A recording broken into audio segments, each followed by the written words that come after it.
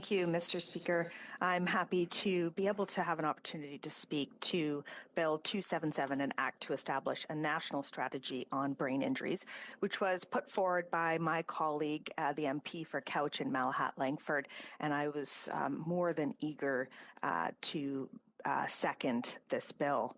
Now, this is an issue that I am more than happy to be able to speak to today. There's so much that I'd like to cover. I'll try to get through as much as I can, but we know this is an issue that's impacting Canadians across the country and very much impacting constituents in my riding of Nanaimo, Ladysmith. We all are impacted by brain injuries in some way, whether it be ourselves or through a family member, a loved one, a neighbor, somebody that we know in the community. And it is an issue that we need to be talking about more here in this chamber. Mr. Speaker, we know that brain injuries profoundly affect individuals and families, disrupting lives and requiring significant ongoing support to navigate the complexities that follow. I've heard my colleagues mention these numbers, but they need repeating to emphasize the seriousness of the issue. We know that 165,000 Canadians suffer from traumatic brain injury. 165, Mr. Speaker, with 1.5 million Canadians living with traumatic brain injury. That is a tremendous number. To put it into perspective, we know that brain injury occurs at a rate greater than that of multiple sclerosis, spinal cord injury, HIV/AIDS, and breast cancer combined. Now, I really feel that information really provides just to see how large this is and how many people are impacted by traumatic brain injury. Mr. Speaker, we know that there's an extremely high prevalence of brain injury as well in overdose survivors. Now, I just want to reiterate that here in British Columbia, we are seeing 6 deaths per day in British Columbia from the toxic substance crisis. We know that as of December now, these numbers may even be higher now. I'd have to find them. But in December that just passed, the toxic substance crisis had claimed 13,000 lives in British Columbia since it was declared as a public health emergency in BC in 2016. That's 13,000. We know, Mr. Speaker, that of those who are surviving these overdoses, there is, that there is an incredible number of people that aren't being tracked that we just don't know are experiencing these symptoms. I thought it was interesting, Mr. Speaker, I was reading in a paper called The Discourse, which is a local paper that does incredible work. Julie Chadwick, a local reporter, had done a story around traumatic brain injury, and she was quoting Dr. Elizabeth Plant, who's a Cowichan Valley-based family physician who specialized in addiction treatment. And she pointed out that for every overdose death, it is estimated that there are 20 to 30 non-fatal overdoses. So that's 20 to 30 people who may very well be experiencing the symptoms of a traumatic brain injury.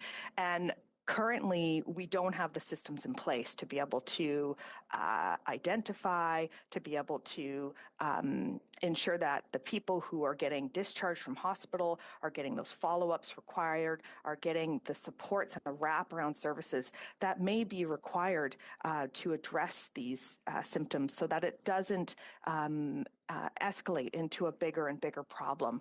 We know that when we identify and address issues right from the onset, that we have a better long-term success for individuals and their loved ones.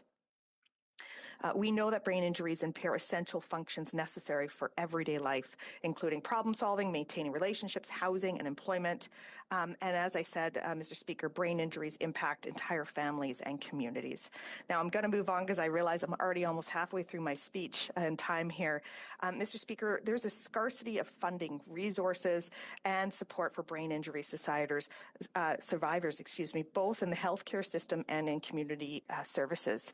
And this is a big problem. This is exactly why my colleague has brought forward this bill. We need more than a patchwork approach. We need more than nonprofits who are struggling to access funding, who don't know from year to year whether they're going to have long-term sustainable funding.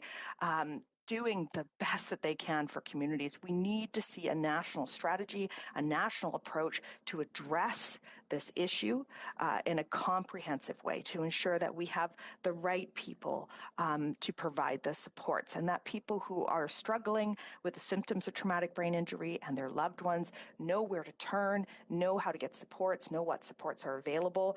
These are all parts of an essential strategy, and is the reason why, at least to my understanding, that my colleague has brought forward this bill.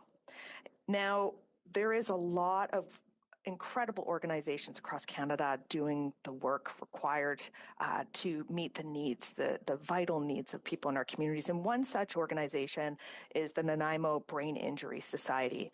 The Nanaimo Brain Injury Society, Mr. Speaker, is a small local nonprofit that has been serving Nanaimo, which is, of course, within my riding of Nanaimo Ladysmith, for over 35 years, and have been providing critical supports to individuals and families who've been impacted by brain injury. They are not just working with people around, so as we know, Mr. Speaker, brain injuries are multifaceted, and interconnected with brain injuries, we know our mental health, substance use, homelessness, intimate partner violence. These are all the factors that need to be considered when we're looking at traumatic brain injury and how to best support people. We know that organizations like the Nanaimo Brain Injury Society provides comprehensive programs and services to brain injury survivors and their families, helping them manage daily challenges and to improve their quality of life.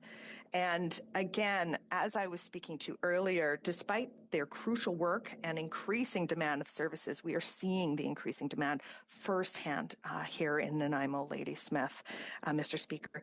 The Nanaimo Brain Injury Society is an example of an organization that, despite their long record of incredible life-saving work in our communities, they are relying on a year-by-year funding from grants, donations, and service contracts to maintain these vital services. This is not okay. They need to know that they have long-term sustainable funding to provide those supports and services. Now, another point I want to mention is that the Nanaimo Brain Injury Society has been a leader in advocacy initiatives, collecting data in provincial and federal point-in-time homelessness surveys, and they collaborate with community partners, families, government, and other stakeholders to address brain injury issues holistically. Now, one such example, Mr. Speaker, is their work. They brought this issue forward to the City of Nanaimo. So the City of Nanaimo actually, the mayor and council sent a letter to the Prime Minister and to the Minister of Health and myself and my colleague from Cowichan, Malahat, Langford. And what they said is very important for us to hear, Mr. Speaker. They say Canadian statistics alone paint a stark picture of the prevalence and consequences of brain injuries, with British Columbia bearing a significant burden. The correlation between brain injuries and issues such as mental health challenges, substance use, and homelessness underscores the urgency of implementing effective support systems and interventions. They go on, Mr. Speaker, because I'm limited on time, to talk about the importance of having a national brain injury strategy to prevent the staggering number of preventable deaths and non-fatal overdoses that have been highlighted in the BC Chief Coroner's report. Mr. Speaker, we know we are seeing the impacts of brain injuries in all of our communities. It's time for us to see all members of Parliament across party lines, and it sounds like we do have support from what I'm hearing so far, which brings me great optimism. This support is vital, and not just supporting it, but to see it being put through in a timely manner, because Canadians across country need to see a national strategy. They need to see the supports in place. They no longer have time to wait, and I hope that all members of Parliament will support this vital bill going through today. Thank you so much.